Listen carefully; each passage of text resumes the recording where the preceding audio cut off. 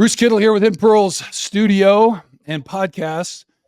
I am sitting in Santa Fe, New Mexico, and I have the great pleasure of welcoming, and I'm really thrilled to do this, John frickin' Bosa, father to Nicky, who we love in the Niner Empire, and Joey down south in Cali. And so this is another series in our mindful parenting episodes. And so John was good enough to agree just to share some stories and insights and life lessons about what it was like raising those two.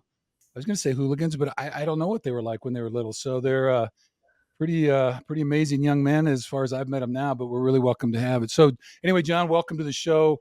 Really appreciate you being here. I think you're coming at us from Florida. Is that right? Absolutely. Fort Lauderdale, Florida. And thank you so much for having me. It's an honor. All right. Well, very good. So a couple disclaimers. So I always like to say this. So I got my law degree and a master's of divinity and a business degree. None of that particularly qualifies me to talk about parenting in any super intelligent, research-based way. But I read a lot. I listen to a lot of podcasts, and I raised a couple of hooligans myself. So we're just, John and I both are here as two dads sharing some insights and stories and lessons that we've learned along the way. So if you want real PhD expertise, we encourage you to go see your local therapist or doc. So that's just there. So the other thing is, John and I don't know because we haven't really talked in detail about it, but he raised two football players. I raised two athletes anyway, and Georgie. And some of the things that we may talk about that we feel are important, you may not, and it's okay. So this is not the bottom line rule. We're just giving you some insights about where we're at, some of the things that worked maybe for us and maybe didn't work. And you are the parent in your own world, and you got to make all those decisions. So this is coming at you with no blame, no shame, and no judgment. So you got to do what you got to do at your end. We're going to encourage leading with love and kindness. And then from there, you got to do whatever you got to do. So that's kind of where we're at. So let me give you a little background on Mr. Bosa, who it's super fun story too. And we don't even have time to get into the whole mob connection too. That's a whole nother thing. But anyway, you can do whatever you want with that. Anyway, grew up in, is it Kenny? New Hampshire? Keene. Okay. New Hampshire, born there to parents, Dr. Arthur Bosa and Doris Bosa. So we're going to get back to that. Went to Boston College, 1982 to 87, and he was inducted in the BC Football Hall of Fame class of 1996, a great honor after a great career at BC, so that's pretty cool. After he was done at BC, he wasn't done. First round draft pick to the Miami Dolphins in 1987, the 16th overall pick. Do your boys give you shit about being such a low pick? Yeah, absolutely. All the time. Not pretty even rough close. Being picked 16th in the first round. That's rough. Yeah, my heart is breaking for you, John. Yeah. Okay. Then, and I know I didn't have this in there, but I know your bio.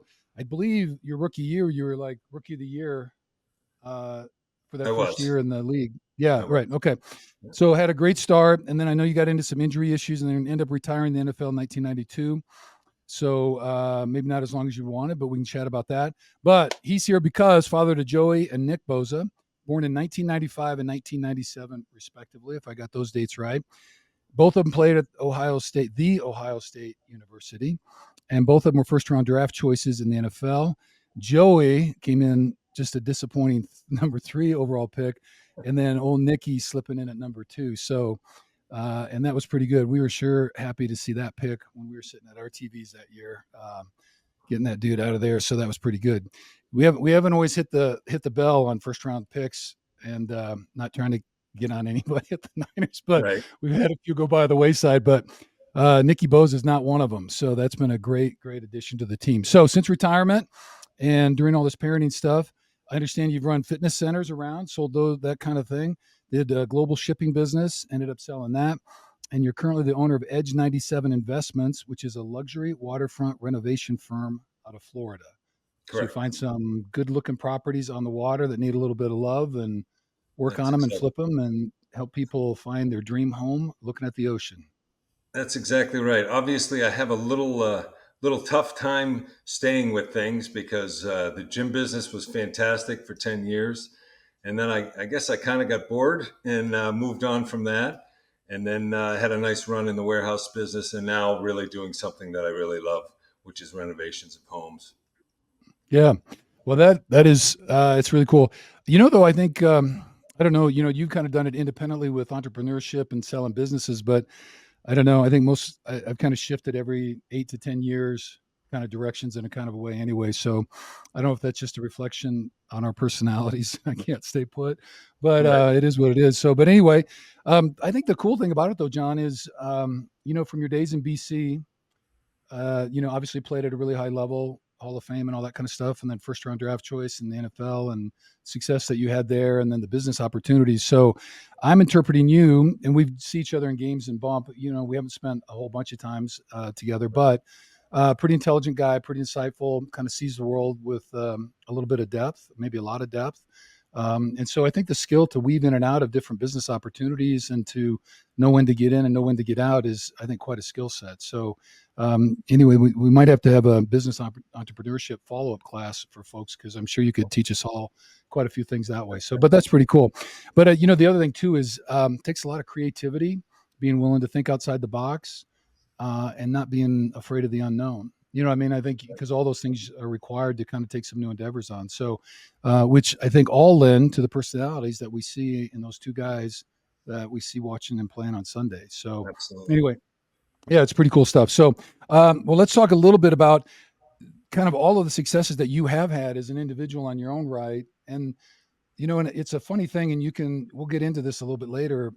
People say, well, great job raising George, kind of, you know what I mean? Like, you're doing the best you can, you're working full time, doing all the crazy shit, and life's a chaos. And then, they turn out pretty good, and you hope you don't screw them up. I mean, it's more about that, just trying to keep them in the boundaries. But, and I think you must feel the same way about Joey and Nick. I don't know. I mean, I know you had a lot of intentionality, and we're going to get to that kind of stuff. On the other hand, sometimes they rise above our failures and faults to become the Absolutely. men that they become, you know what I mean, in their own right. Absolutely. And I think that's kind of a tribute to them. Right. Yeah, those Absolutely. guys are great. But I think one thing about it though is there is something about mindset and the way in which, when kids are little, that they see their parents kind of engaging life, engaging people, engaging the world, and engaging them. So maybe share with our audience a little bit, John, because your personality in your own sense and your own career speaks for itself. So just take us maybe back to the BC days, or when you started thinking about mindset or mental prep. And I don't know what terminology you like to use for that, but Right. clearly you had a pretty focused endeavor about being the very best football player that you could be. Tell us about kind of what that looked like for you and how you experienced that and how you might have done some of that work. Well, it's interesting because my son's path to football success was the absolute opposite of my path. So coming out of Keene, New Hampshire, I was the only Division One football recruit out of that state, and I actually was because my parents didn't have the means to send me to different schools. My real opportunity to get out of Keene was football, and so fortunately, and this is what's funny about Joe and Nick is the BC my year actually had a kid choose another school, so they had one last scholarship available, and that's how I got a scholarship to Boston College. I was the last one, last offered. Coach drove up to see me in Keene. I was actually planning getting grants and going to probably. It was between Dartmouth because I had decent grades, but really couldn't afford Dartmouth. But back then with football, they gave you grants, and BC came in, and it was obviously there was no debate. That was definitely the school I was going to. So I Right. think in the beginning, coming out of Keene, I think the thing that they took from my path was working hard. I had to be the hardest worker in there. When I went to BC, it was all Mass kids, Ohio State kids, a lot of Pennsylvania, Connecticut kids. There's only one kid from New Hampshire, and that was that 218-pound kid from who started out as a linebacker and didn't last long. But I think really what started my path and has kind of formed me was to really outwork everybody.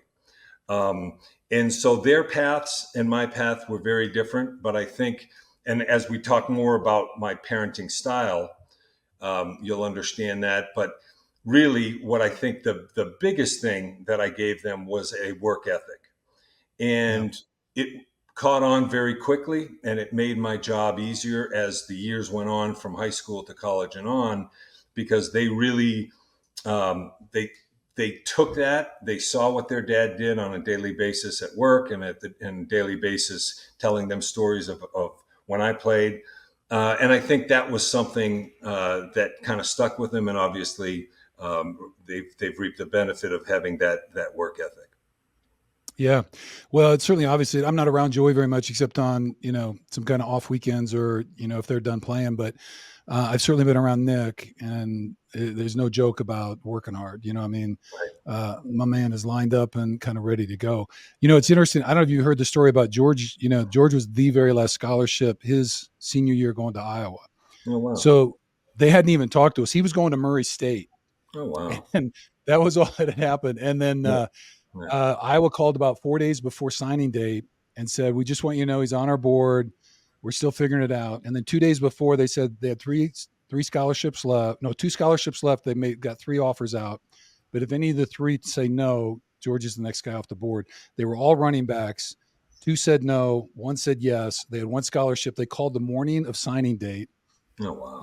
and said, "Hey, we got a spot for you." And so that was our decision making process. So it was about as glamorous as yours was, but we were super happy and excited to get there. So it don't matter how you get there as long as you get Right. on the train. You know what I mean? Absolutely. So it's what Absolutely. you do.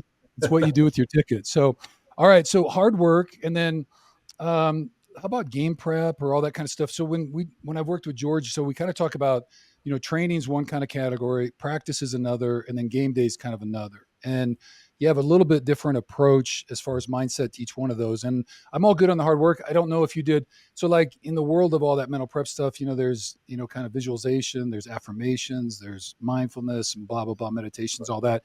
Did you have any specific practices other than just busting your ass? I mean, and that's plenty. I mean, it takes you a long way if you're just willing to work hard. I just wonder on that, did you, like when I got to Iowa way back in the 80s, Hayden Fry was there. And from day one, he was a big time visualizer. I mean, every game after we come in from warmups, turn out the lights, and he would do a guided meditation with the whole team Wow. about winning the game. You know what I mean? And so that was really one of my first introductions to that kind of work. So I don't know if you did any of that at BC or in the NFL or anything like that. Were any specific practices that kind of helped you get ready for games or do other stuff? Well, honestly, and maybe this is showing that I predated you in my football days. For me, there was in college, I was very faith based. So I was very into pregame prayers. I had certain things that I always did pregame in at Boston College. I didn't have, and I wish I had the knowledge of kind of mentally preparing more. But that was really what I leaned on. Was always saying certain prayers Yeah. and that kind of guidance. I think I think the one thing in my generation and being coached by Jack Bicknell at Boston College and then Coach Shula, we always had a supreme, even though it may not have shown, every Saturday or every Sunday, but we always had a supreme confidence of being better prepared than anyone else. So Mm. Shula on a X's and O's basis gave us the confidence of just knowing that, hey, we're going to they're out we're going to out coach them, we have out prepared them, and we're going to play better. Right. So I Yeah. don't have, and I didn't have any of the tools to do what you're talking about as far as the visualization and things like that. And I know George, you've passed a lot of that on to him and what he does and how he talks through things. And that wasn't part of my world. So Yeah. that I can't speak to. Yeah. No, all good on that. But, I think the one thing you do speak to is kind of the really ritualistic way in which athletes approach their sport. So whether it's a faith-based approach or it could be other things and whatever that is, but I think all of us, the pregame, you get to the stadium, Right. you got your little things, how you set up your locker, Right. the clothes you put on before warm up. And then, like you said, either the prayers or whether it's a meditation or whatever and that kind of stuff. And so all those things kind of connect us to our teammates, connect us to that inner strength within us and give us that confidence. And, John, I think though the piece about that, you know, I've been around the NFL on and off from my college coaching days when people would come and we'd go visit, NFL teams and all that kind of stuff. And I think there's some unbelievably great coaches in the NFL. And then I think on the other hand, there's some guys who just know guys and they get in the NFL. Because at George's, we get a lot of players back. We have 10 to 15 people there working out all summer with us at his facility. And I just, when we're back, I kind of ask him like, well, how's, such and such and all that. And I'm really amazed at people that have been at multiple teams.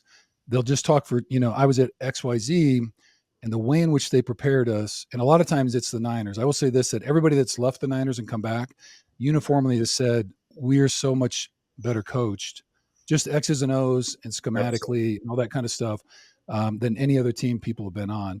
But it's kind of amazing too, just talking about routes and coverages and understanding secondary and all that kind of stuff. Just like they don't even cover it. You're supposed to line up here and just kind of know if they shift to cover 3, you're supposed to do X, Y, Z. And like a lot of guys don't get that stuff in college, and then they don't really know what's going on. So I can really see Coach Shula doing that. Right. And listen, I'm not, without overly criticizing, one of my frustrations has been with my sons, and with Nicky, we're so blessed that he's where he's at, and we were so happy. And obviously, the run that they've been on, and as since he got there in 19, I just think it's an absolute class organization, which it even was when we played them, because the Dolphins, we played them, and I used to talk to guys who were teammates at BC that played for the Niners, and so I knew from the get-go. And one of the frustrations, without going into too much depth, is, Joey came out, having he probably had 3 losses or 4 losses in his entire life between high school and Ohio State, had a national championship. I mean, and Yeah. It's a grind, and Joey works hard. Let me turn on. Sorry. Joey works as hard as anybody at his craft, and he loves the game. And I will say, after 8 years and 3 coaches that I wasn't thrilled with, it started to suck the life out of him a little bit. And as much of a professional and as much of a love of a sport, but to lose and to sometimes lose the way that they've lost, it was hard for me to watch. Then when Nick gets to the Niners and you see the kind of organization and love of the team and the teammates, the tightness of that group, it was hard for me to watch. And I think I'm hoping for great things this year for Joey and that new staff. But that's as far as I'll go. But it has been hard to see one son be at such a wonderful place, and one have 8 years of kind of a tough time. Well, you're speaking to my heart for sure. Like I get that 100%. Because like, just when Joey would come up and all that kind of stuff. And because the thing is, you've only got so many snaps in your body. You only have so many years of your career. And, I would say, George is disappointed that we didn't win the Super Bowl, but we've had a pretty good run. We've been in competitive games. We've gone deep into the playoffs. I mean, those are the things you want to play games in November, December, January that matter. You know what I mean? That's what everybody does. And when you're sitting there in late November, December, and nothing you do really makes a shit bit of difference, it's really disappointing. And it's hard to, want to be putting your body on the line and put all that energy and effort into it. And when you see, and especially for Joe, and I've never talked to him about it, but I would think, he's been around football long enough. He kind of understands what winning football looks like and the things that you have to do to be successful. And when you see some of that stuff not going on within an organization, I think that would be really painful. And it does suck the life out of you because, and this is, I think, hard for people. Everybody has a kind of a passion. And so I can't speak to those other, whether you're an artist or a bowler or whatever it may be. And so I'm going to give them that they love their sport. But I just know being around football, like football is life. You know what I mean? And like when you're connected to football in a team like that, it is, and it's year round, and it is everything that you have and everything, you got 100 and some guys pulling on this rope, all trying to go in the same direction to win. And you can't quite turn the corner. It does suck the energy and soul right out of you. So I really feel for that. And it's not a fun place to be. So we'll hope. Do we play the Chargers this year? I don't know. I don't think so. Good. I hope not. So then I hope they're kicking ass and we can maybe catch them down the road to the Super Bowl. So, all right. Well, I really appreciate that. So anyway, okay, let's jump on because we're just rolling. Okay, let me do a little bit. So mindful parenting. So we're going to kind of spin back into that. So, what is mindfulness? I'm just going to give you a little summary. Again, these are on the Hidden Pearl Studio for anybody that's a member. Discount codes, all that stuff. You guys can hit us up. But we've been talking about, so we do mindfulness, meditation, and movement. So, what is mindfulness? Paying attention to the object of our attention without judgment. So we talk, and we've got a lot of guided meditations and all that kind of stuff. And these episodes, I've got 6 mindful parenting episodes up.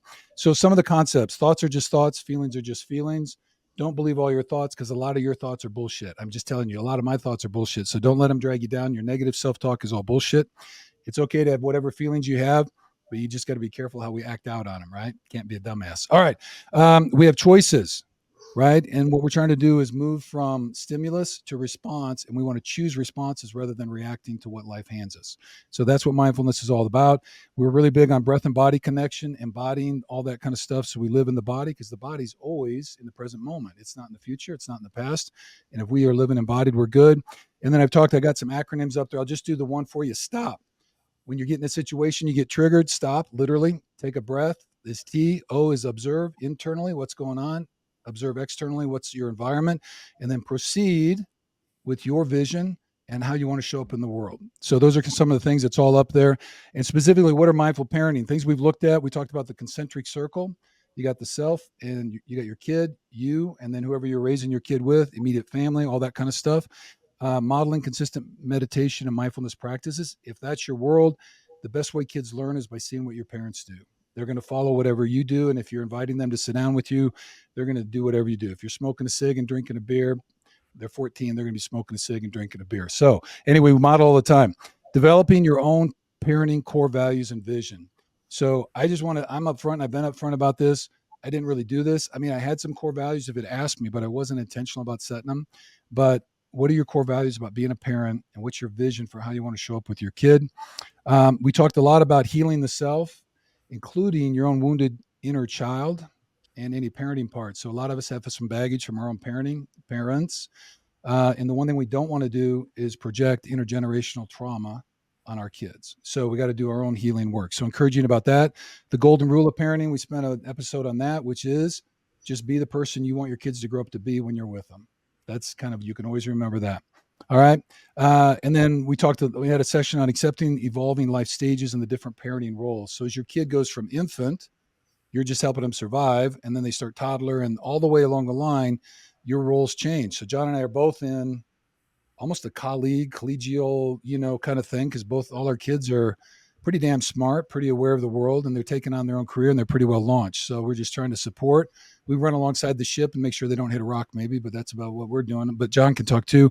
And then last month, we talked about using the difficulty.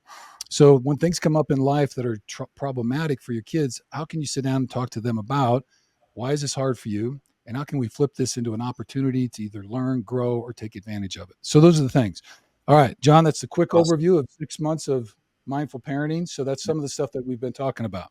All right. You want to chime in on any of that, or are you good? Well, I mean, there's a lot of points that as we will continue on talking about my parents and then how I parented, a lot of those things will come up, but it's obviously wonderfully thought through.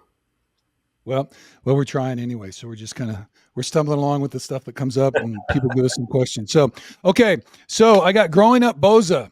So we got BC and all that kind of stuff. And you talked about coming out of high school, but I guess just to get a feel for it, and I don't want to put you on the spot in any way, but like, what was that home environment for you with Dr. Bosa and your mom Doris and that kind of stuff? And like, what environment were you raised in?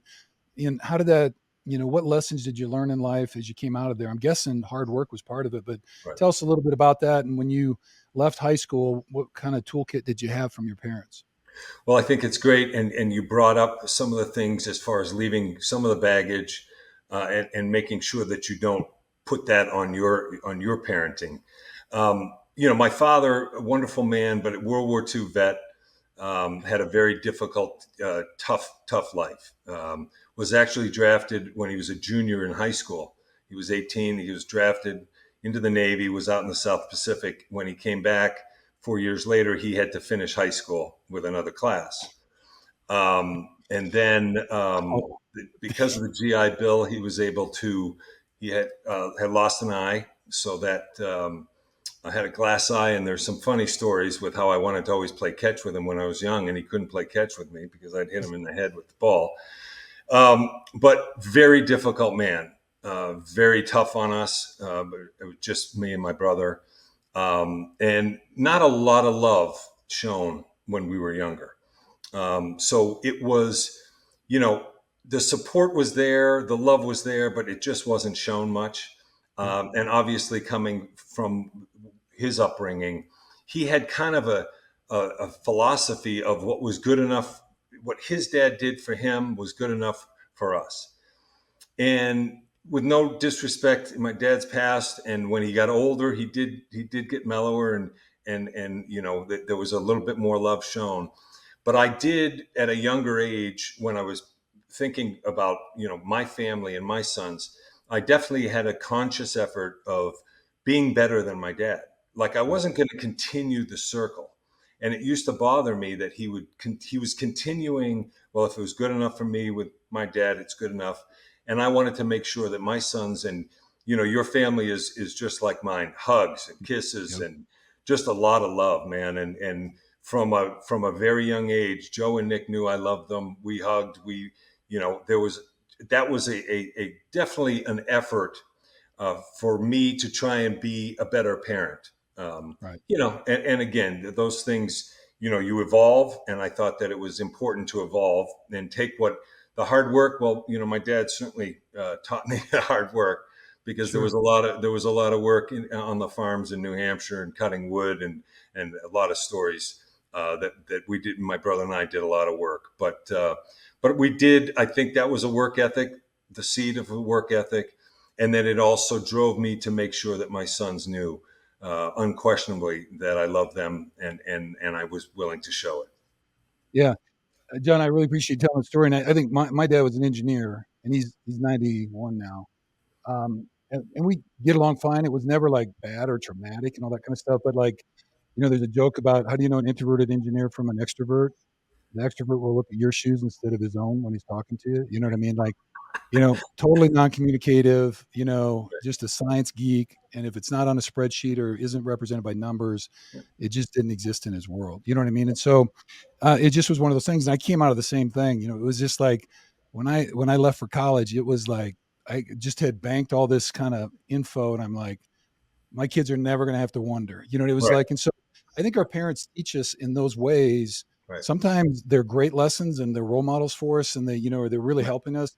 And then there are other ways in which, if we're paying attention, they kind of highlight some stuff like, oh, like right, it's not a vision, that I want right, to replicate. And right, I think it's really powerful. And I will say it's probably a little bit generational. You know what I mean? We have more resources, and we probably, sure, a little bit more as adult men have the freedom to be more emotional and more right, expressive and to talk sure, about love in ways that maybe they didn't feel like they could. So this is not a huge judgment or anything. They just kind of generationally in that era, it was really tough. And I think especially your dad's story about coming back from the military and all that kind of stuff, it's really hard. We engage with a lot of military veterans and a lot of those same stories. And it's not just from when World War II, it's a lot of that kind of piece. So, all right. So you had a mindset already with a vision. You weren't exactly 100% sure exactly what it's going to look like when, kid shows up in diapers. But one thing you were clear about, you weren't going to be bashful about letting that little fella know how much you love him.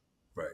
No Yeah. question. And there were great lessons to be learned, but then when you do have kids of your own, it just starts out. There's no pamphlet. There's a bunch of books that people write, but let me tell you, like you said to all the parents out there, it's how you're going to do it and how you're going to handle it. And if we can give you a little tidbit, that's awesome. Yeah. But the boys, Joey and Nick, Joey's 3 years older than Nick. So I think the most difficult part of raising those two, and, in the beginning, it was, obviously just the love of my life. It was just unbelievable to have a beautiful son. And then the second son comes. I think when it got a little bit difficult was the competitiveness in everything that we did, even when they were little. And Uh-huh. Joey, it actually made life difficult. Because we did a lot of fun things, and they were we were fortunate. We lived on the water down here in Fort Lauderdale. We were boating and jet skiing and doing a lot of fun things. And there was always activity, always outside. But eventually, in everything that we ever did, there came to be some sort of a competition of some Right. way. And Joey, being the big brother, was a bit tough on his brother. And Yeah. so that actually was the most strife and the most difficult thing for me, was to try and continue to have fun with the boys, but to try and keep it so that someone didn't end up crying, or someone that didn't, or usually it was Nick, because Joey was the beast. But that actually was a challenge for us, because Joey Right. was he's tough, man. He's a tough competitor, and he was tough with his little brother.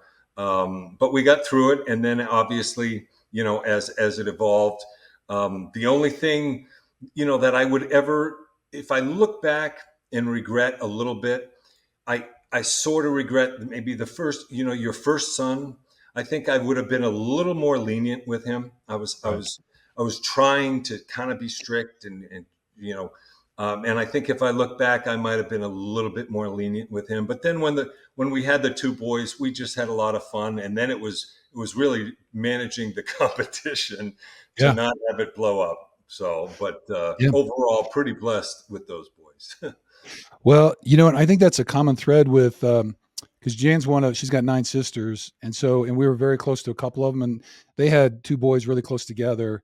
And those 2 fought like just tooth and nail growing up, and I think we got spared that a little bit because Emma was the older. And so, just physically, George elevated, was able to equalize a little quicker than maybe what Nick was with Joey, because Joe was on his own kind of course.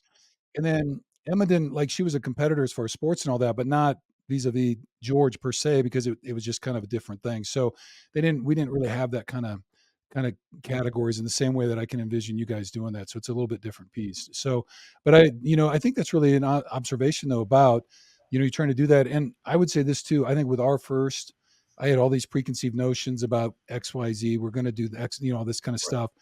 And then once they get a little bit older and you're kind of like, you feel more comfortable with it and you're not going to totally fuck it up. You know what Right, I mean? Then right.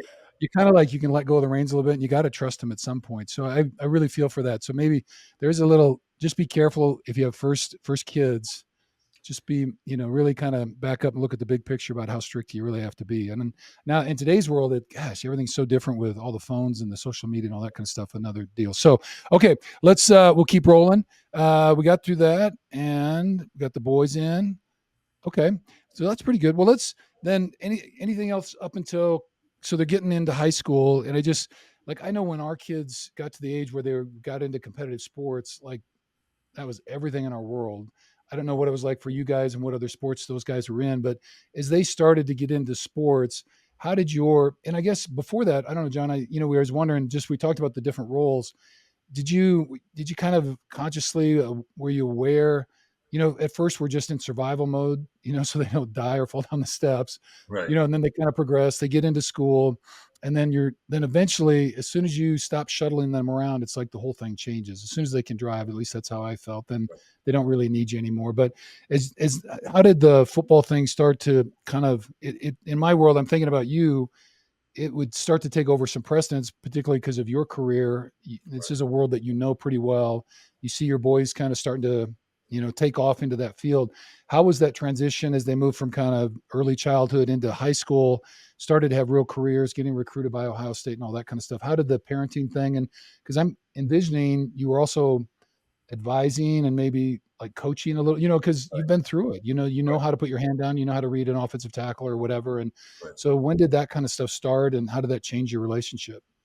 Well, there's a lot to that, as far as if we back up, when they were, when they got to the age where, and this, I don't want to jump ahead, but my philosophy with the boys, was to expose them to a lot. And I know we might touch on this a little bit later in the program, but my philosophy on raising the boys was, I wasn't going to push anything. I wasn't going to push a certain sport. I wasn't going to push football because I had played.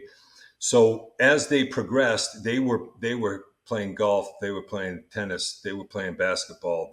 I mean, I exposed them to everything. And I'll kind of skip that because we might circle back to that Yeah. as far as my philosophy for a little bit of a tip on parenting. But once Well, they that's okay. start, Go ahead.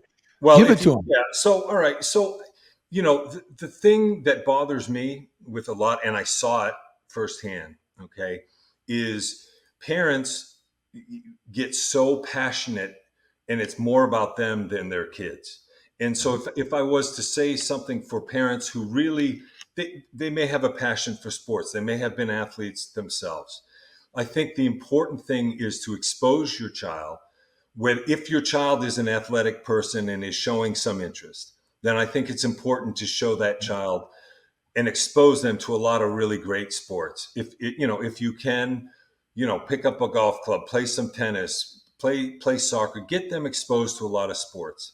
And then I found that the kids themselves are going to be attracted to the sport that they feel passionate about, that they love, because ultimately, if you want your kids to be successful, and whatever that means, whether that means, Yeah. playing on a team in junior high or being the starting point guard at high school, whatever that success means, it's going to mean hard work and passion and love of the game. And you can't manufacture that. So if you really want your child to be successful at a sport, you have to let them choose that sport, because that's the one that they're going to want to love and work hard at and hopefully be successful at. So for me, sitting in the stands and watching my sons play soccer and hearing the kind of language that was being screamed at the kids in a mini soccer game or baseball. Joey was a great catcher. Nick was playing basketball, and the Yeah. the behavior I saw of parents was just like, "What are you doing?" And people would look at me like expecting me, because I was an ex-player, to be the boisterous one. I just sat back and watched and let the coaches coach. And so, if I was to say anything, really expose your kids to a lot of sports. And as we as football families know, to be successful at football, it's not a lot of fun. You have fun now 17 weeks a year, and maybe if you're lucky 20, 21 weeks. The Yeah. rest of it is not a lot of fun. Football practice isn't fun. Football training isn't a lot of fun. So the Yeah. passion and love of that sport has to be there if you're going to be successful. So if you're Right. forcing your kid to play a sport because you wanted to play the sport or you wanted to be successful, I think you're doing the kid an injustice, because they're Yeah. not going to enjoy it. And ultimately, I don't think they're going to be successful at it, because it just takes too much to be really successful. And you Yeah. have to love it. So as the boys got older, and really the watershed moment for Joe and Nick, they went to kind of a storied high school, St. Thomas Aquinas, and Yep. and I know it. Nikki, I Joey made had, many a visit there recruiting oh yeah, back I mean, back in and the day. just unbelievable people there, and coaches and staff, and so Joey he had gotten an offer from Alabama his sophomore year. So by the time he was a senior, and he was 270 pounds. Knew he was going to Ohio State, offers from everybody. So Nick comes in as a freshman. He's 218, 220. And not too many freshmen start at St. Thomas. And so Joey's senior year, and they won the state title, Joey played defensive end and Nick played inside defensive tackle on that team at Oh, wow. 218. And Joey was the end at 270. And that year really solidified their new life as brothers, because Yeah. up until that point, Nikki kind of resented Joey for just Sure. being kind of a bully. But all the same, Nikki was really learning a lot watching Joey. And that freshman senior year, for me, was one of the most amazing years, sitting in the stands watching those two on the same team, the only time they've ever played together. And it really solidified their new relationship as brothers, more as brothers and and Yeah. teammates and buddies. So that was really an awesome, awesome year. Yeah. And Really it's changed connected them. ever I mean, since. Yep. Yeah, because you're getting defensive calls, you're reading stuff, and you're playing, the players together, and you're kind of working that side of the line together. I mean, really being teammates in that kind of setting. I don't know if you haven't played that, you just don't appreciate all the Right. communication, all the different ways. If the tight end blocks down and he's the end, you're Yep. fighting through that and doing all that stuff, and they're making calls together and doing all those things. So Yep. I could see that would be a real unifying kind of Yeah. experience for the guys, Great and how year. much fun for you guys. Plus, you win the state championship. So Yeah. It was holy neat. cow, blew the doors off. The one thing I just on all the things you said, I 100% agree about spreading them around, giving them a lot of exposure. And then this is where I think the mindfulness for parents can come in is really you got to gut check yourself about your attachment to their success. And, Correct. and what sports they're doing and all that kind of stuff. And I've talked about this before on some of the episodes, but I just want to emphasize, make sure your kids don't attach your love for them based on their success on the field. You know what I mean? So win or lose, whatever that is, and you can be disappointed in the coaches, other teammates, and maybe your kid played like whatever, and maybe your kid's just not very good, whatever. So be honest with yourself. But whatever it is, when they come home, we still need to share with them that unconditional love and acceptance and all that kind of stuff. And it's fine to encourage them to work hard and do those kind of things if they're wanting to do it. But just it's the love of the parent for the kid can't be attached to what they do on the field. So I'm just encouraging folks, just make sure you're not in that category, because I think kids get a really difficult message in that regard if they feel like they have to be first team all state in order for dad to love them. So Right. that's a tough message there. So, all right. So we Great get through point. that, and then Joey goes off to Ohio State, and then Nick blossoms. We know he doesn't stay 220 for very long, No. right? No. No. So he steps in, has a great career at Aquinas, and then he ends up going to Ohio State. And then they overlapped at Ohio State, didn't they? It did Or not. No. okay, No. because Joey left. Joey was gone after 3 years, and then Nick came Yeah, I the got you. following Okay, year. Yeah. all right. Well, and So that'll parlay into a couple other of your points. So from the day they committed to Ohio State, and even before that, I took and you're a coach. You've so you come from a very different place as a dad. So for me, as a player, I was never a coach. I never felt that I never wanted to coach my sons. And from a pretty early age, and we put them in a youth football program um, that was a pretty high flying youth football program. yep. Really tough kids, very tough neighborhood. We drove them in a very tough neighborhood, and great kids to this day. You know, the head coaches at that youth league were at both my son's draft parties. Great people, but tough place. Yeah. And from that point, where I saw that they were getting great coaching, and that I knew they were going to St. Thomas and on. I made my sons, and I've mentioned this quite a few times, and this isn't for every parent, but I made my sons a promise. And I said, listen, I'm not going to coach you. Okay.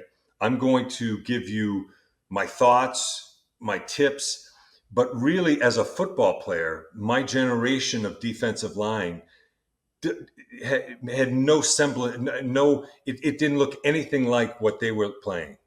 What they're doing We now. had a Yeah. very different style. And so there really wasn't a lot of coaching. So I said, listen, boys, I'm not going to be your coach.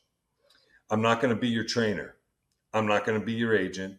I'm not going to be your financial advisor. I'm going to be dad. That's it. And Yeah. then I said, but I'm going to promise you one thing from youth football, and they were going into high school. I said, I promise you, I will put you and surround you with the best people I can possibly surround you with so that you have the best chance at being successful, whatever that means. So for me, I took a big step back, and it wasn't a big step because I didn't want to coach and I Yeah. didn't feel like I could coach my sons properly without being I just didn't trust myself to coach my own sons fairly. Yeah. And then all the other things as far as training them, being their agent or advisor like that, and financial advisor, I said, I'm going to surround you with great people and you go do your thing. So that's how that really evolved. And I stayed true to that. And so that basically involved me in all of the choices as a dad. So, hey, let me help you choose the proper high school. St. Thomas is number one. Hey, Yep. let's go to all the recruiting visits and let's take a look at the people, not the school, not the tradition, but the people that you're going to be working with every day at Hmm. whatever school, coaches, trainers, strength coaches, and I help them or guide them to their ultimate decisions, which were their decisions, not mine. Yep. And then and then once we become professionals, well, I'm going to spend countless weeks interviewing countless agents and Yep. countless financial advisors, and then I'm going to tell you, hey, I think these are the best people, and you move on. So Right. that's how I did it, and I remained just dad in the stands through that whole process, and it worked Right. great for me. And Yeah. I felt like I would have done them an injustice by trying to insert myself in places where I didn't think I fit, which Yeah. was coaches, being a coach or being the trainer. Their game and football has evolved to a point where I was a dinosaur with the way that I train. And, we trained as Yeah. power lifters. These guys train as sprinters. Everything we did in a 3-4 defense with the Miami Dolphins was not what these guys are playing. So I didn't feel like I could really give them anything. That's why I wanted them to be with great coaches, and fortunately they have been. Yeah. So I just want to kind of full circle with Yeah, some of the mindfulness stuff. So one, just kudos on having a level of self-awareness about, so, and one, we've on our show, we talked a little bit, kind of this role about, we have our authentic self and then we have kind of the ego, right? And the ego wants attention. They want some power. They want some control and doing all that kind of stuff. And it's easy. And I'm just going to own kind of malehood here, for right, fathers, that we have our egos attached to our son's performances, and there is something to that. So having a mindfulness approach to that and kind of checking in with yourself about, well, what is the role here that I need to take that would be best for my kids? And sometimes it might be more full, and other times it right, is kind of that way. The one thing I'll say though, John, is that I really appreciate though, it's not like you let them go and they're just like off, some spaceship out of control into the, Neverland. I mean, you're still kind of you're still protecting the guardrails, right, keeping them in bounds. And the thing about, the one thing too is interviewing people, helping them make decisions, evaluating, giving some feedback, but giving them the discretion to make their own thing. So kind of keeping, your oar in the water, but yet at the same time, not having to, steer the boat, which is a really powerful thing to equip your kids, right, but also to know that, dad's okay. He's here. I got him as a resource. And obviously the wisdom that you've obtained over the years from business and other life experiences, all that brings in. But I think to have the courage to look in the mirror and say, what is best for my kid right now? And not necessarily maybe what I think I want to do, but maybe right, what's really in the best interest of my kids. So I think that's a real mindfulness kind of approach to it and being willing. The other piece I really appreciate is that it wasn't left in a vacuum. Like your kids didn't have to wonder, well, why isn't my dad coaching my team if he played in the NFL? And then this whole gap about maybe he doesn't really love me, doesn't care about me, doesn't care about my success, but like to sit them down, and I think we underappreciate or undervalue the ability of high school and collegiate kids to have legitimate emotional kind of conversations with them about some of this stuff and explain, look, here's where I'm at on this. I love you to death. I want you to succeed. I'm going to do everything I can to support you, but here's where I see my role fitting in, and have a right, conversation about it. And right, so really lay that out for them so they understand where you're coming from and why you're doing what you're doing and all that kind of stuff. So, the other thing I think, still shepherding a little bit as they're making choices about the people that are surrounding them. I think you being involved in that, you're not making the final choice, but I'm sure you've had some situations where you might go, Joe, I don't know that this is a very good fit, and here's why.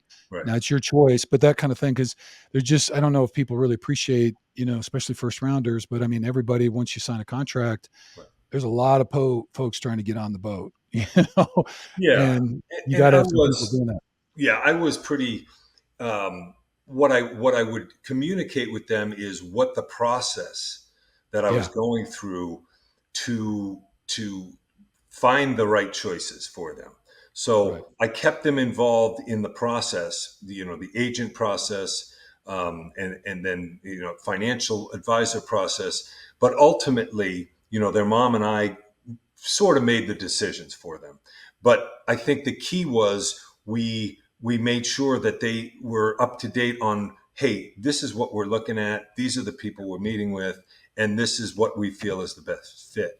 Yeah. To a point where, I think what I'm so proud of is, the boys have their thing, they do their thing, but they always know I'm there. So if Yeah. there's ever a question, ever a concern, hey, Dad, what do you think? And they come to me, and they always know that, hey, whatever I say is going to be what I feel in my heart is what's best for you. That's Yeah. it. And they know that over the years, they've known that. And there have been, and we'll touch on it. There have been some very hard times with Joe and Nick as far as their careers. Yeah. And I think it's important. It's great to be a draft party in the green room when you're picked second and third. But the true test is when things don't go well and you get hurt and things like that, and then real tough decisions have to be made. And I've been there for him, and I felt like I've been there strongest when it was the toughest, and that's what I'm Yeah. proud of. Well, I think that's a lot, I mean, because that's when they really, because they handle a lot of the stuff on their own, Yeah. and if you surrounded them with good people, I mean, my perspective on that was surrounding them with really good people to make sure the CPA is taken care of, Right, the corporate lawyers taken care of, the financial person, and then they don't have to worry about that stuff. We right, have people that we can trust. We know how the systems work. We have a process for how we're, putting all the pieces together. yeah, You go do football in your way, and then that's that's it. all you got to worry about. But when Right, things do get hard, whether it's an injury or difficulty in the team or whatever that is, then they can kind of bounce out of that, and you can still be there in that kind of father role to say to a lot of times it's just listening, let them right, vent. right, And then if they want, you can, "Well, how can I support you?" That's my favorite line because I'm right, not going to jump in right away and try to fix anything because yeah, after 40, I know my wife doesn't want that. So it's like they don't either sometimes. They just want to be heard. So I think, just being able to tread water around them, I always call it orbiting, they got their right, planet, right. and I know That's when my ship needs to be a little bit closer to the planet, right, and then I know when I can be further off, and it's right. okay. I'm good with the different distances and really comfortable with it now. So, That's but I cool. will say it was a process because we were so close, all the way through high school, and then when Right, I was coaching in Oklahoma, George was in high school there, and I got to see him all the time and do all those kind of things. And then he goes to Iowa, and then in the NFL, it just was, and this is my interpretation of life. Like life gives you all these amazing, great things and people, and it's wonderful. And then as we get older, it's a consistent process of having to let go of all the shit that we right. love. You know what I Yeah, mean? Or redefining the relationship in some ways, yeah, so, to some extent that way. yeah. It hurts a Okay. little. All right. So let's see. I think we did the mindfulness stuff. Let's see. Um, I guess let's see. What did I have in here? Well, the I don't know. I think you kind of difficulties. talked. Yeah. Go ahead. Okay, Anything in there that, well, I think there's a great. It's not a great experience, but I think it's a great story. Um, when Nick gets hurt, his third year at Ohio State, he's on a tear. I think he's playing TCU as a fourth game of the year. He's got 5 sacks. He's just killing it, and he tears his oblique on a pass rush. And so he comes out. Obviously the first thing we do, we meet and talk to the doctors at Ohio State. And this was probably, other than Nick's knee injury in 2020, yeah, was one of those moments where I kind of felt like I really had to step in and figure this out. So we brought him to a very famous doctor in Philadelphia, who all he does is core surgery. So yeah, we bring him there, and he needs the surgery. So he has the surgery, and it's brutal, as far as basically stitching back the lower part of your abdomen where it attaches to your coccyx bone. yep. It's not fun. Core Um, surgery sucks. Yep. yeah, I mean it's horrendous because the rehab, you're surprised at how, your abdomen, your core muscles. That's all about core training, right? Everything you Yeah. do, it comes from your core. Every move you make, so it was really a tough. But the moment where in the press, people were calling, there were reports out there that he could come back in time to play, either the bowl game or very end of the season. and they're really, I'm forgetting the doctor. He's just such a wonderful man. So I flew when all of these reports were coming back, and Nick was back at Ohio State still doing some rehab, and it was only maybe 2 or 3 weeks after. The season's going, so decisions have to be made. So he's doing his rehab. So I fly back up to meet with the doc, and I said, what can we realistically look at? And he said, John, he's not going to be able to play this year. So all the people can say what they want to say, but to play a defensive end position in college football, he's not going to be able to make it back. So when I get back, I spoke to him and I said, listen, Nick, this is what we've got to do. And it was a very tough decision, but the next meeting was with Urban Meyer in his office, telling him that Nick's leaving school, headed to LA to live with Joey and train with a fantastic core rehab facility in LA. And the fallout from that was so ridiculous. I mean, people calling him a quitter and this and that. But obviously we talked to agents, we talked to the NFL, and we talked to the doctor, and it was the right thing to do for him. And obviously it was the right thing to do for him. He went number 2 in the draft, and he was 100% healthy for the 2019. But that was a decision where I kind of forced my hand with him, and I wasn't sure, I more forcefully than probably ever before said, listen, Nick, this is what I think you need to do, as opposed to, Nick, hey, what do you think?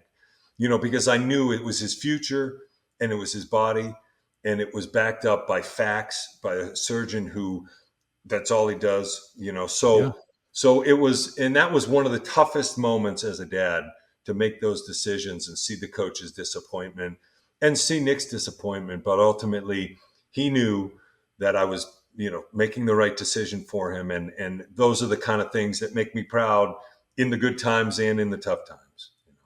Well, I think especially then, because they're torn between the school loyalty Correct. and this sense of commitment and yada yada yada and all Right. that. And I mean, I don't mean to poo-poo that, but then there's a whole nother conversation going on. Is this Correct. the future, the NFL, my overall health? Right. Because like if you come back too early from core and they got to redo it, it's It's a doing it a problem. second time is really tricky. I mean, Right. and it's not a guarantee.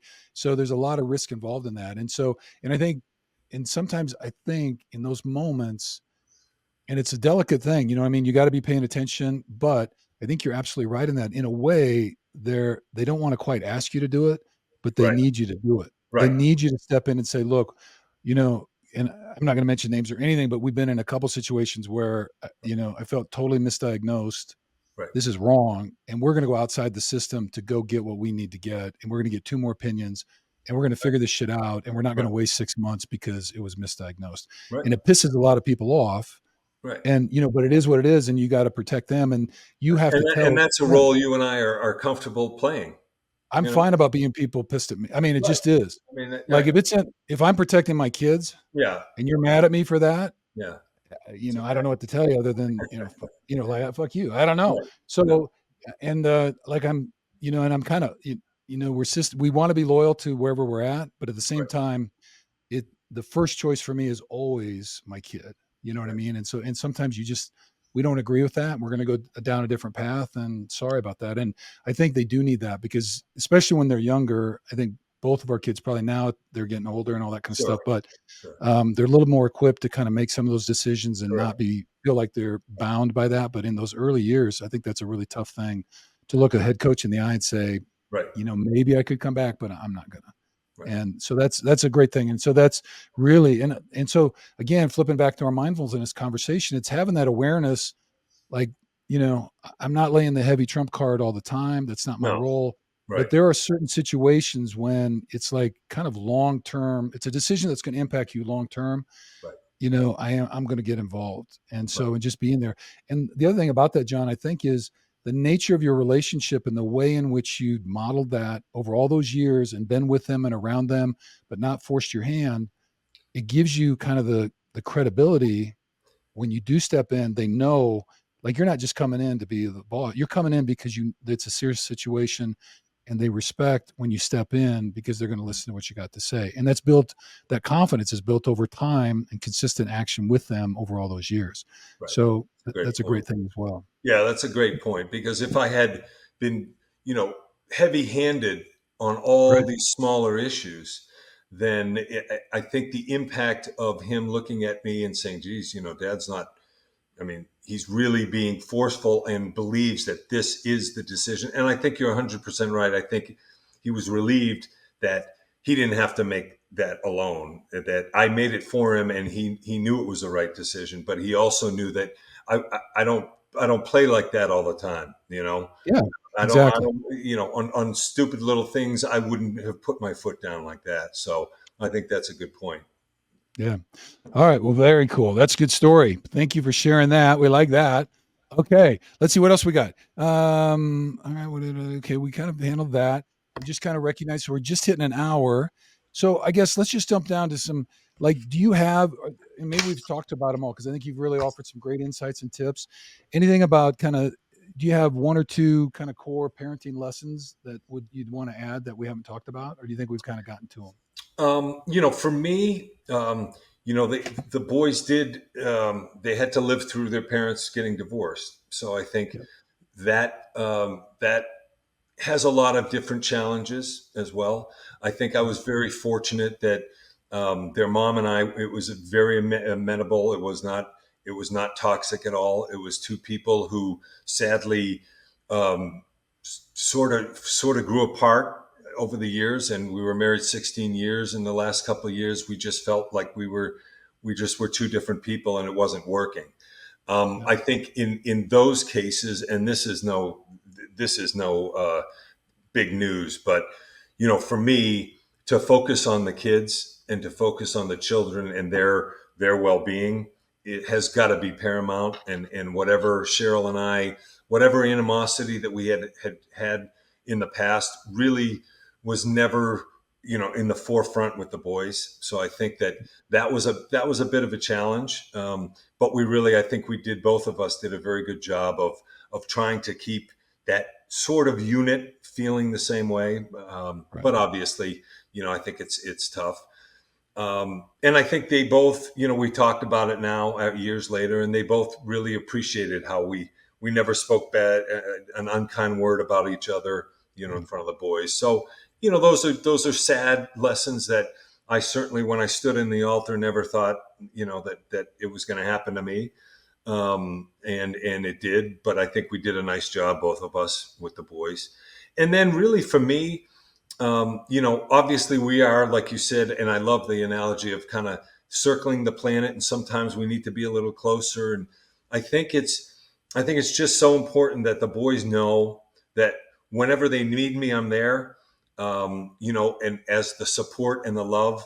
And for me, showing love is just, to me, hug your kids, man. Hug them, give them a kiss on the cheek. I don't care if you're in the middle of, I don't care where you are. Hug and I give my son a kiss on the cheek. I don't care, Yep. and I think showing love.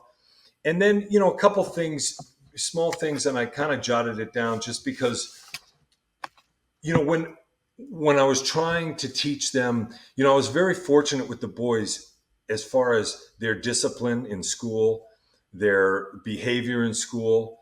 I really never had, and I think that's another wonderful offshoot of sports and you know, being responsible and being accountable, and St. Thomas having winter workouts at 6 in the morning, uh, so I think sports, just, you and I both love sports and love football and what football does for men, for Yep. young men, and for the rest of your life. But I always wanted them to be kind, and I always wanted them. I told them stories, but it's important if you see, a little boy who's in school who's getting bullied, or a kid who's not the popular kid, be kind, and I think both Joe and Nick kind of really took that to heart. They sat with some of the kids at school that weren't the popular kids, and you make them feel good. It was just so important to me because they were kind of status from the beginning in high school. I wanted Sure. them to be known as kind young men and humble young men. And I know George is the same kind of, the kindness you see him, with kids in when I see him, how he handles, fans and kids, that's important. And now I hear when I meet people, oh my God, your son went to high school Right. with my daughter, and they were such nice boys. That means so much. Not that, oh, they were amazing football players. Well, we know that, but it's more important to me to hear the stories about how kind Joey was in class. Walking down at 270 pounds and helping a little kid who was the unpopular kid, and little stories like that make me just so proud. Be kind and Right. humble, and fortunately, those boys have success. But I think a bigger success is being known as a good person, a good kid, and they were known for that, and that made me very proud. Yeah, and you should be. And that's one. It's that whole thing too. Who much has been given, much will be expected. You know what I mean? And that was kind of our little theme. And Yeah. so, like, as you start to climb that ladder and you start to have more success and all that kind of stuff, it's really important to. And the one thing for George is he was in that category where like early on, he was super twitchy and all that. And then he went through about 3 years where he looked like a young deer and his knees knocked and kind of Right. and then Right. it kind of came back. But he remembers not being the first guy on the team and having to fight his ass off to get playing time and all that Right. kind of stuff. And Right. then and just knowing it doesn't come as a gift in the same way to all people, and just having an appreciation for that and just helping remind them, and that is the one thing too.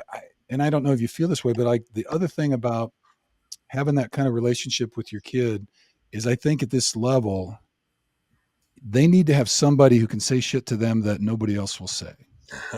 100%. You know what I mean? Like, and you 100%. don't, it's not very often that it happens, but like, you might like once in a while you'll see something or something comes up and you just like check in and say like, is this really who we are? Is Yep. this how you want to, represent or something like that? And it's been a while for that to happen, but I just think and at times, we might be having a walk and just kind of floating some stuff out to just double check, make sure feet are on the ground, eyes are Yep. open, Yep. seeing the world in a way, because it's so easy. Right. There's so much shit that comes at them and there's so much pressure and all that kind of stuff. So I Right. think that's the other thing about maintaining that relationship and not overdoing it, but Right. like it, if you do have to swoop in a little bit and you're just saying, look, I love you to death. I just want to bring this to your attention. You know what I mean? Right. And do it in a loving way. But I I, think that's important too. that's an awesome point, and very rarely, but to your point, but there have been moments where the boys they can be harassed to a point where they kind of Mhm. get a little short with people sometimes, and I understand, because sometimes the notoriety it comes at the wrong time and people don't always think before they approach. And there have been a few times where I've been, and I can, and no one else will tell them that, right? That, Right. if they're a little short with someone and a little rude, and it might not have been necessary, I'm the guy who'll be hey Joey, you can be a little nicer, Yeah. even though I understand, maybe Totally get it. it's a wrong time with someone's, but you know what? And so every so often I'll just say it, and they kind of give me a side look, and then they know I'm right. But and again, this all goes back to your point. If there's something you feel strongly about, then you have to be able to have that relationship and that honesty with your sons. And fortunately, it doesn't happen often, and I don't do it often because, number one, I don't think it raises to that Right. level. But they're still my sons, and I'm still the old man. And if they don't like it, tough shit. If I really feel like it's something needs to be said, I'm going to say it, and Yeah. they know I love them. But I'm not holding my tongue if I feel like that one of them was rude to someone. I'd be like, hey guys, come on, man. And that's dad. That's Yeah. dads need to be able to say that, no matter Yeah. how. It's just, it's part of the role. I Yeah. mean, that's what I think. And that's why all the things that we go through and how we try to orbit in a way that is respectful yet still present. Right. And Right. it gives you the opportunity to have those kind of conversations every Yeah. once in a while in that way. So, okay. Let's see. Any life lessons? I mean, we've talked about a bunch of them. So I Yeah. don't know if raising kids, anything that opened up for you, like, and maybe how did raising kids kind of change who John Bosa was by the end? Well, there's no question. Before my sons, there was a singular focus on success, and because my NFL career was so disappointing. And I'd never gotten hurt at BC, and I just couldn't believe that I could, after my first year, I just couldn't stay healthy and had pretty horrendous knee surgeries. And that was back in 88 and 90, Yeah, so the surgeries were much different. much. But so, I was so disappointed and I missed football so much. And really, to your point, I missed the games, but I missed being in the locker room, man. I missed Locker all room. my guys, Yep. and I just missed being a part of that team. So Yep. it was a very difficult transition. I was fortunate to open a gym really quickly, and it was luckily very successful right away. So that kind of got me busy and got my Good mind for you. off of the sadness of my of a horrendous 4 years with and listen, they were the best 4 years of my life, or really good 4 years of my life, I but get it. I know. such a disappointment. So Yeah. that transition, I transitioned pretty quickly, which was nice. And I kind of sorry, but I kind of lost my train of thought as far as life lessons. Oh, well, I just if there was one, or how did raising the boys maybe Oh, change yes, who you were coming out? And like yes, kind of at the end, they head off to college, and there you are. right, I feel like all those interactions and all the different stages you go through and all the different lessons and right. their growth. I mean, it has a way of impacting us as well, and we learn a lot about ourselves in the process. So I just wondered, how do you feel like having the two boys and raising them and being their father maybe has changed or influenced you in your life? Absolutely, and to the point where I was, and I lost my mind there. So very singularly focused after football on becoming successful. I always said to Yeah, myself, the only boss I'll ever have was Don Shula. I'm going to do things. I'm going to be an entrepreneur. I don't want to have a boss. I don't want to go into an office. I'm going to build things, develop things, do things on my own. The gyms I started, I had four of them. Really cool, really fun, and it was a nice transition. So I think what happened is you get married, and then once my kids came, the focus was still laser focused on success, but there was just so much more to life, and just the boys now, and yeah, that really became my focus, was just raising the two boys. I drove them to every practice. I was very supportive as a dad with what I wanted to be, but I was there throughout every practice in high school, every game, travel. So there was really kind of a newfound fun with this my sons, and yep, maybe I wasn't as happy a person just being the worker, focus on success. And I think it just made me, honestly, it made me a better person. It made me a happier person, much more fulfilled for sure. And yeah, now, looking back now, 29, 28 years since and they're just the light of my life, man. I mean, it's so fun to yep, watch, and the work and everything is great, but my world, I do revolve around them, because I yep. just I just love those guys. It's awesome to watch, and it's just from a little further away. Right. No, I'm totally with you on that. And you kind of you have to cut some stuff out of your life in order Yep. to be there in that way and to be able to show up in those kind of ways and all that. And no regrets about any of that kind of stuff. There's some things you had to Awesome. let go of in order to do that. So, but truly, they do take that kind of position. And so I guess in the mindfulness world, if I'm tying back, you're gonna be faced with some choices, about life, Yep. and what you want to do and what your priorities are and all that kind of stuff. And nobody can make those choices for you. You got to do all those yourself. I will just say this: every choice that I made that took me out of kind of career mode and into father mode, I've never regretted. Yeah. All the because I changed jobs two or three times just so I could, either keep Right. coaching or be there and Right. not have to do it, because there were opportunities that just would have been too crazy and there's no way I could have done it. So, so anyway, just so you're making conscious choices about how does this impact my family? How's Right. this going to relate to me being a father or mom, whoever's listening as a parent with my kids, and just knowing that it does take some sacrifice around those Yeah. kind of issues. So, okay, let's see. I know I had a question in here about any other suggestions to new parents if they're starting out. I think we kind of talked about a lot of that kind of stuff. Yeah. I want to emphasize the point you made though, and people may think we're kind of goofy about it, but expressing your emotions and showing your love, I can't overstate to No. me the personal importance of that with your kids, especially young boys, but your daughters as well. So I just think hugging, holding them, letting them sit on your lap as long as they can. Because I'm just going to tell you, there's a day when that some bitch comes through the door and you're like, God, he ain't get on my lap anymore. No. It's like No. buying a puppy and it turned into a 200-pound dog. You're like, what the hell happened? So take it, and I've written a couple of guided meditations on this, but there's always a last time for everything. There's a last diaper. There's a Yep. last game you drive them to. There's a last Yep. whatever. And just, appreciate those moments and just kind of know that. And so you're kind of in that kind of piece. But I don't know if there's any other suggestions to new parents that we haven't talked about, or you've given them a lot. So it's all good. Yeah. So, okay.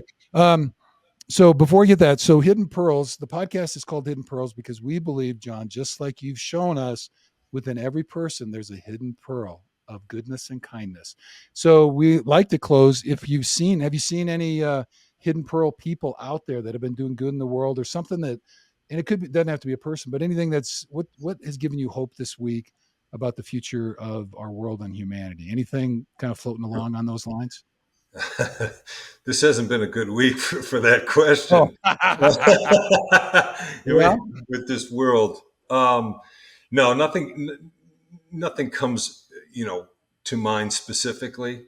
I yeah. All do, right. I do pray for this country and for Yeah. the people of this country, and not getting any more into it, but I do pray for the future, and I feel like a lot of times I worry more. I'm really happy I grew up when I did, and I'm really happy I didn't have a cell phone, and I love all that, and I love being able to do this with you halfway across the country, and those are wonderful gifts. But I really do love the fact of when I raised my sons and how I was raised, and I just hope that the kids of today can be raised and really be thoughtful and mindful, and a lot of the things that you're talking about. I hope that for all this young generation, because it looks to me a more difficult time to grow up. That's it. I'm 100% with you on that. I think the difficulty of that is huge, and the electronic stuff has made it even more complicated. Yeah. And we've lost, I think, to some extent, the human connection and the reality of being in the room with somebody and having a Right. conversation with them, and whether it's holding a hand or giving a hug or just that human connection that we share energetically when we're with people. So Yeah. maybe just, maybe that's the hopeful thing we'll just offer is encouragement to be mindful about that when you have interactions with people. Right. Turn the phone off, put it in your Right. pocket. And our last guest, Adam Skolnick, he's an author and he travels a lot for work. But his kind of cue was when he gets home on Saturday morning, he turns his phone off and doesn't turn it back on until Sunday night. Right. And it's really changed. And his son, I think, is 5 or 6, and it just Right. kind of has really opened up their weekends together. And so it's a cool Awesome. thing that we. So, okay, then we always do a donation. Do we have a charity in mind, or you can think about it? But if you have somebody, we'll. Yeah, both Joe and Nick have a very private charity that they fund for it's kids cancer research that they've been Yeah. doing. So we'll talk off air on that. Okay. Yeah. All right. Yeah, we'll send the info and all that. Okay. And then sometimes we have the celebrity types, they want all that. So I know you're doing the renovation stuff. If people want to learn more about you, John, do you have a website, or I should they don't. follow you on Instagram or doing I anything? don't. I like to just live my life here in Fort Lauderdale and kind of All good, slide brother. underneath the radar, my friend.